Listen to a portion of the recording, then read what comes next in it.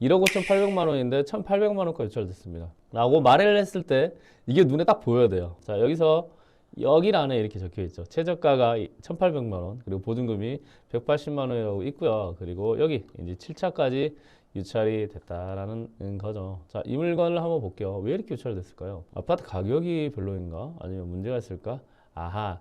여기 보니까 대항력이 있는 물건이 있고요. 그리고 황땡땡님이 여기에 거주하고 있고, 그리고 전세권까지 있는 임차인으로서의 있는 대항력과 그리고 전세권까지 같이 있는 그런 물건이다 라고 생각하시면 됩니다. 그리고 이런 게 어떻게 투자의 포인트가 되는지 한번 설명해 드릴게요. 자, 그럼 이 물건에 대해서 여러분들이 궁금한 시세를 먼저 확인을 해 보시면 어떨까 생각합니다. 뭐 1억 3,500에서 1억 3천 이렇게 되어 있네요. 그래서 약 1억 3천에서 1억 4,500 정도 돼 있고, 물건에 대한 양도 많다라는 거를 알 수 있죠. 이렇게 물건량이 겉만 봐도 많이 있죠. 이런 애들이 여러분들이 단타를 할 수 있는 물건들이에요. 그러니까 지방이라고 해서 단타가 안 되냐, 지방이라고 해서 안 팔리냐, 이런 개념이 아닙니다. 어디든지 이 물건의 양이 많은 거, 무슨 양? 실제 거래가 된 실거래 양이 많은 곳은 그만큼 수요가, 살려고 하는 사람들이 많다라는 걸 반증을 하죠. 자, 이 물건은 일단은 1억 3천에서 1억 4,500 정도라는 시세가 형성이 되어 있다는 걸 알 수 있습니다. 자, 1억 5,800만 원이니까요. 지금 1,800만 원이면 이제 엄청 싸게 유찰됐다는 것을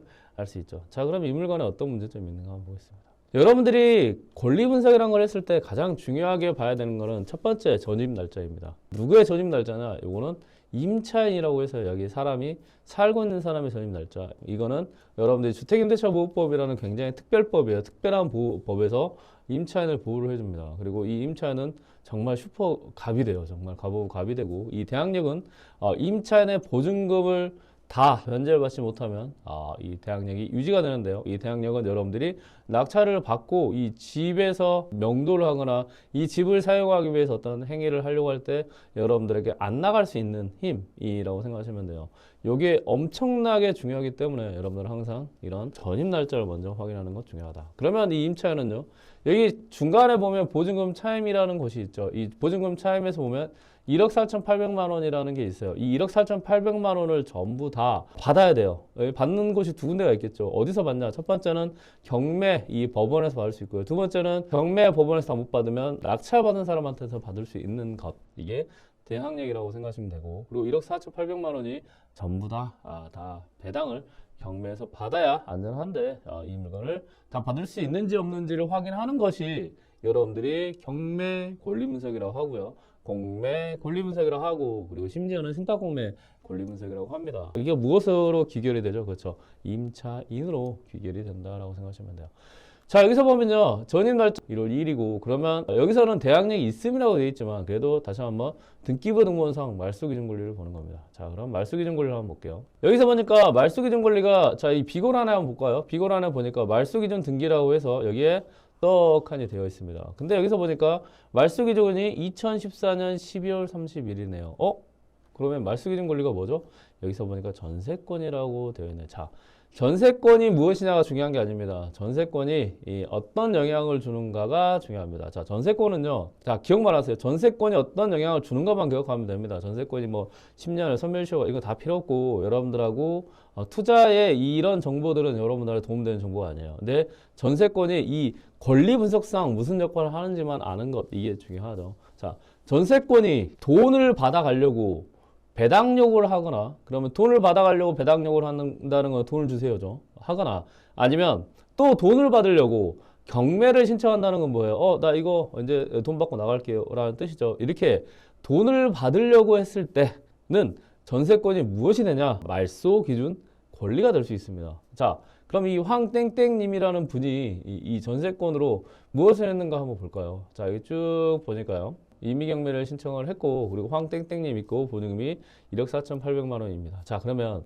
자, 전세권을, 자, 기억하세요. 전세권으로 임의경매를 신청을 했다는 거는 뭐냐? 돈을 받아가겠다라는 게 됩니다. 그러면 이게 말소기준 권리가 되고요. 여기서 2014년 12월 31일은 정확히 말하면 전세권으로 인해서 말소기준 권리가 됩니다. 자, 말소기준 권리는 근저당 압류, 가압류인데요. 여기서 하나 더, 전세권 중에 배당 요구나 아니면 경매를 신청하는 경우에는 말소기준 권리가 된다라고 생각하시면 돼요. 그래서 이 전세권 밑으로는 싹 없어집니다. 싹 없어지는 것이 권리 분석이다라고 생각하시면 되고, 이 2014년 12월 31일을 기점으로 해서 여기에 있는 권리가 싹 없어지고 여기에 있는 게 깨끗하게 됩니다. 그리고 나서 여러분들이 여기에 있는 뭐 세금이나 뭐 근저당이나 신땡땡님 근저당 있죠? 세금 있죠? 이런 거 전혀 여러분들하고는 이제 상관없는 권리가 됩니다. 그러면 이제 다시 한번 보겠습니다. 2014년 12월 31일이 말소기준 권리인데 여기 보니까 전입 날짜가 2015년 1월 2일이에요.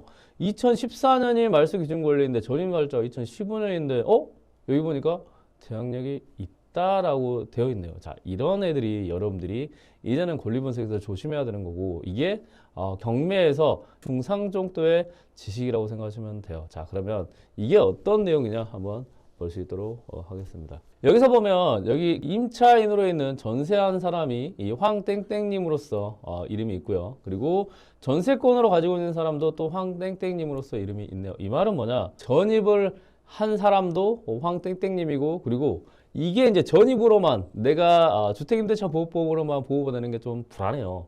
불안하니까 내가 1억 4천만 원에 대한 보증금으로, 자, 민법이라는 곳이 있습니다. 거기서 또 보호해주는 전세권까지 설정을 하겠습니다 해서 등기부등본에 올린 겁니다. 이런 전세권은 왜 발생을 하느냐? 예전에는요, 이 주택임대차 보호법에서 보호하는 전입 날짜에 의한 대항력이, 예전에는 주택임대차가 보호법이 없을 때는 낙찰자한테 말소되는 그런 권리였어요. 그러니까 굉장히 안전하지 않은 그런 권리였죠. 근데 이게 그때는 전세권이라는 걸 만들고 우리 설정하고 그다음에 전세권으로 낙찰자한테 대항을 했었어요. 그렇기 때문에 좀 옛날 분들, 60, 70대 분들 기억나시죠? 옛날 분들은 전세권을 설정하려고 한다. 그런데 이 전세권의 폐해가 이렇게 배당 요구 돈을 주세요, 임의경비에 신청해 돈을 주세요 라고 하면 말소기준 권리가 되고 다른 권리를 다 없애는데, 여기 보니까 보증금이 남아있네요. 자, 그러면 이런 물건들이 왜 이런 현상이 발생했을까 한번 제가 보여드리도록 하겠습니다. 원래는 2014년이 말소기준 권리가 되면요, 이 전입 날짜가 그 이유잖아요. 그러면 얘까지 싹 없어져야 됩니다. 원래는 없어져야 돼요. 근데 이게 판례가 나왔어요. 판례가 나와가지고 요거는 이제는 전입이 보호되는 게 되는 판례가 하나 있습니다. 이 판례가 여기서 보니까 2010-900이라는 판례이고, 이걸로 인해서 임차인 전입한 사람과 전세권 한 사람이 같으면 여러분들 조심하시면 됩니다. 임차인으로서 전입한 사람과 전세권자가 같으면 여러분들은 조심하면 됩니다. 기억하세요. 이게 첫 번째 조건이네요. 자, 이게 왜 조심해야 되는지 제가 판례로 한번 찾아와 봤습니다.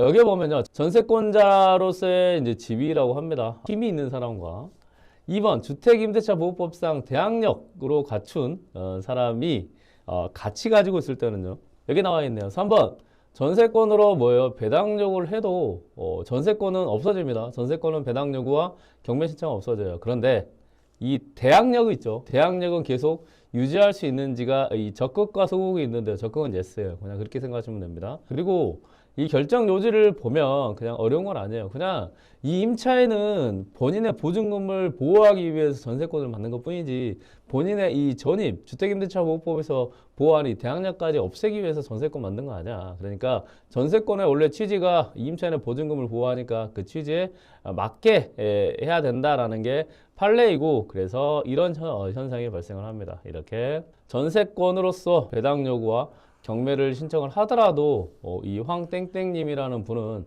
전입 날짜가 있죠.